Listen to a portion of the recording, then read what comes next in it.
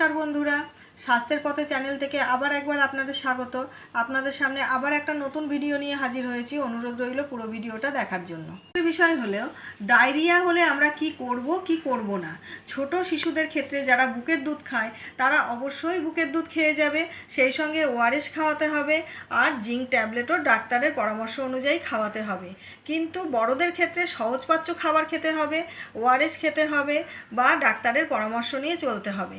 কিন্তু কি করব না হচ্ছে একটা গুরুত্বপূর্ণ ব্যাপার। হচ্ছে আমরা মায়েরা নিজেদের সুবিধার্থে আমরা অনেক সময় বাচ্চাদেরকে প্যাম্পাস পরিয়ে রাখি, কিন্তু এই প্যাম্পাস পরানো যে কত বড় একটা দুর্ঘটনার কারণ সেটা আমি এবার বলছি। যে প্যাম্পাস যখন পরানো হবে তখন বাচ্চারা কখন পেচ্ছাপ করছে, কখন পায়খানা করছে, কতবার করছে সেটা আমরা কিন্তু কিচ্ছু বুঝতে পারি না, যার জন্যে অনেক বাচ্চার এরকম দুর্ঘটনা ঘটেছে সেটা আমরা জানি। এবং যার জন্যে মায়েদেরকে সতর্ক করছি, তোমরা প্যাম্পাস কিন্তু পরাবে না। যদি পায়খানা হয় করুক, কতবার করছে সেটা তোমরা লক্ষ্য করো, তাহলে সেই বিষয়ে তোমরা সতর্ক হতে পারবে।